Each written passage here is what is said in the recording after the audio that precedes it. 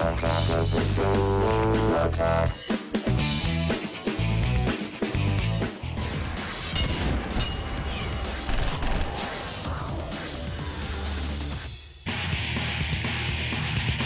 With the Electronic Entertainment Expo only days away, we're making our final stop on the road to E3 with two of the most anticipated games of the year.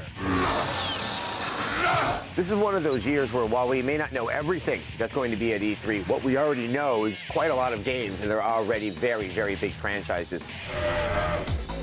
First up, Rage, a driving slash first-person shooter from the developers of the Quake series. Rage is the new game from id. It's a post-apocalyptic shooter, and you also spend a lot of time driving around the world. A lot of procedural animations, so you know it's going to look pretty awesome. For the first time at E3, Rage will show off id's new Tech 5 gaming engine.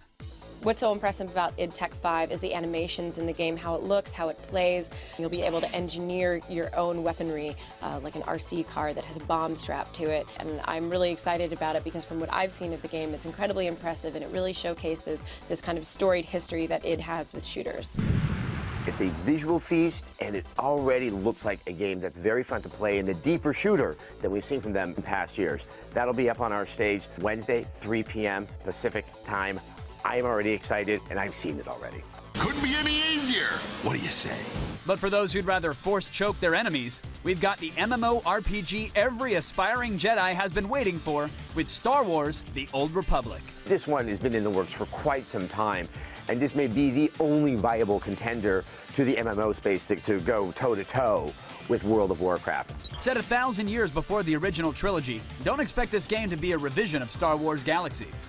It's being made by BioWare as well, and unlike any other MMO out there, it still retains their amazing sense of story. And what's really interesting about this game is it's an MMO, and all of the voices and all of the interaction that happens with the NPCs are fully voiced. You were deceived. And for those craving more, well, just remember, a Jedi must have patience. They're going to be with us on our stage on Tuesday for half an hour, and you're going to learn things you don't know yet about the Old Republic. Consider it a session, a training, something to whet the appetite. Just because we've reached the end of the road, don't think that the journey's over. We'll have exclusive coverage and 40 hands-on game demos next week at E3 2010 Live.